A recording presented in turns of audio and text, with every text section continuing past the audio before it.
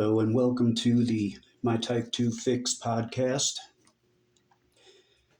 One of the things that I found most disturbing about dealing with diabetes was all the devastation that it causes to the body.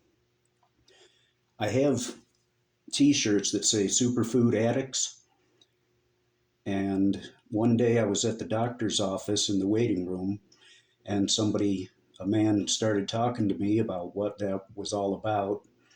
And I told him the story of how I was diagnosed with type 2 and used nutrition and elimination to deal with it. I informed him of some of the foods that I wiped out. This would include potato chips, white potatoes, white rice, bread. I was eating bread 3 times a day. I would have either toast or an English muffin or a bagel for breakfast. And then I would have some sort of bun or bread at lunch. And we got into the habit of having like that bread du jour or something like that with dinner. And at the time, I was also consuming margarine, which is not a good idea. So I told this guy that I had eliminated many foods, including soda pops and the white breads and a lot of the junk food, your potato chips and your Fritos and all that type of stuff. And he looked bewildered at me and said something that I couldn't believe and can't forget. He looked at me and he said, "I'd rather lose a leg than give up my favorite foods." And that's some of the mentality that we've got to be aware is out there. If you look at it in its entirety, it does look and sound like it would be incredibly difficult, which is why we do this slowly and gradually. If you try to do this cold turkey, you are most likely going to crash and burn. I spent a lot of time, many months, where I would keep increasing foods that were wholesome and natural, and primarily vegetables, some fruits, nuts and seeds, legumes, some spices. But the idea is to keep using the concept of habits and over time increase your intake of the good foods while simultaneously reducing your intake of the toxic foods. Many of the foods that we consider our favorites are actually quite bad for the body. And if you give the body a chance, it will begin correcting. It will also, once you take it far enough, begin policing you. I really don't miss any of the foods I used to eat, and that included frozen TV dinners and the fast foods. I was no stranger to it. It can be done. It takes a little bit of a challenge, but fast foods, for example, I used to go to Burger King and I would get when they had the BK broiler chicken sandwich, or I'd get a double cheeseburger with bacon on it. Bad combinations. You've got to get beyond the point where you go by taste, because right now, most of us are experiencing just different ranges of sugars and salt. And they keep adding more and more sugar to different foods. I looked at a pack of frozen meatballs, mini meatballs, and each one had 3 grams of sugar. A protein is not supposed to have carbohydrates and certainly not supposed to have sugar. They just find ways to put it in everything. As we've stated before, Americans are now eating between 100 and 150 pounds of sugar a year. That is way, way too much. In 1955, McDonald's made an arrangement to serve Coca-Cola. At that time, the serving size was 7 ounces, and even that gives you close to 20 grams of sugar, or in that neighborhood. Now you can find beverages that are 40, 42 ounce, something outrageous, and that is just liquid sugar. It has no fiber or nutrients to take its time in it being absorbed. It creates a tremendous spike in your blood and then generally a crash. It comes with a lot of calories as well. I don't remember the exact numbers, but if you have one Coke or one soda pop a day that has 39 or 40 grams of sugar, you end up consuming an additional 100, I believe it's 140,000 calories in a year. It's just not worth it. We got to switch to water for most part. I was for a while going with the seltzers, but I'm also trying to reduce greatly or eventually eliminate any artificial sweeteners. Your aspartame, your sucralose, your saccharin.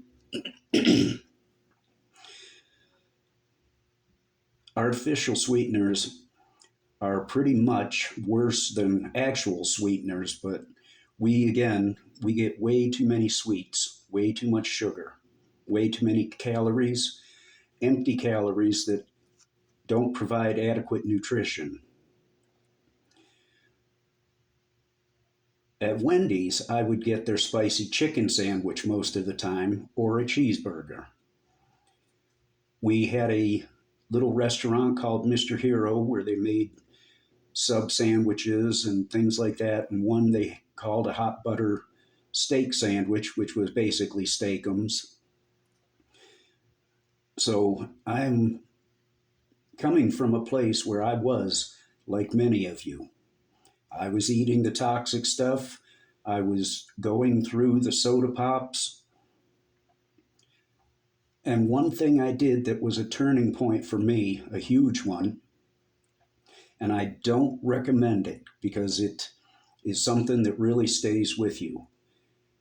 I went and Googled images for complications from diabetes and saw some pretty horrific pictures, but that wasn't quite enough for me. Then I went to YouTube and I sought out and watched diabetic amputation surgeries. I watched 3 of them. I cannot get them out of my memory. But one thing that happened was when I was at the store and I did use my decision coin, I went as I normally would have. I would buy a 12 pack of either Coke or Dr. Pepper each week. As I reached for it, my brain replayed one of those videos in super speed. And I put the Coke back. And I haven't had any since then.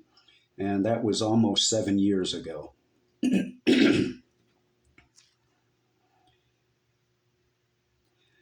snacks add up on you also, especially like the snack cakes, your Twinkies and Little Debbies and all that stuff.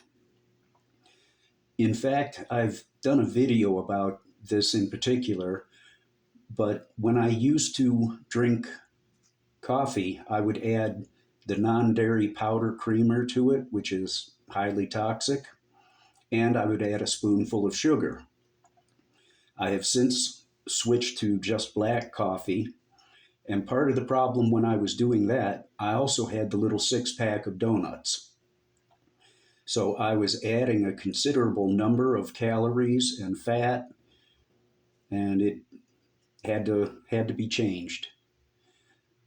The little donuts they oftentimes have your trans fatty acids, your high fructose corn syrup.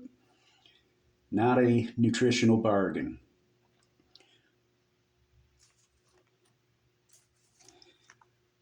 Another item that I gave up, for the most part, on rare occasions I might have one or two, was beer. Beer was a primary drink, and beer spikes your triglycerides something fierce. So I was able to eliminate beer, except on rare occasions, if I watch a football game or something. But beer also has a tendency to make you want and crave your salty snack foods, your chips and Fritos and all that type of stuff. So I was able to give up both of those items, saving me many calories, considerable amount of money.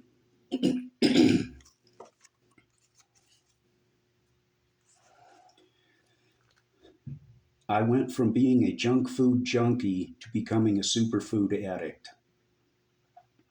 As you go along and get into this system, little by little, at first you're going to feel kind of yucky because you've got to detoxify and clear your body out of some of the gunk that we've put in it for so many years.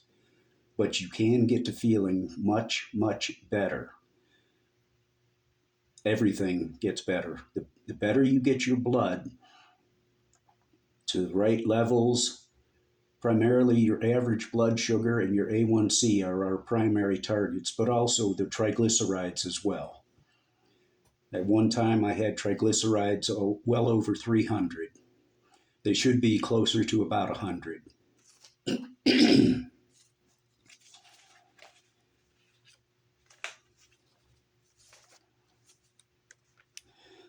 Okay, that has been the podcast on a few of my favorite things, many items that I gave up, as well as candy bars. My go-to candy bar was the Snickers because it's got everything in it. I haven't had a Snickers in many years also, nor do I miss them. I have gone to very dark chocolate. I myself go for 86 to 92% cocoa, very little sugar in them, fair amount of protein, fair amount of fiber. So learn to couple dark chocolate and work up slowly. Start with the 70%. That's pretty much as low as you want to go. And special dark is not dark enough. You've got to go with one of the other brand names of specifically dark chocolate and work your way up. I started with 70, then I went to like 85, then I ended up going to the 92. 100% is brutal. If you can do it, great. It is too far out there even for me.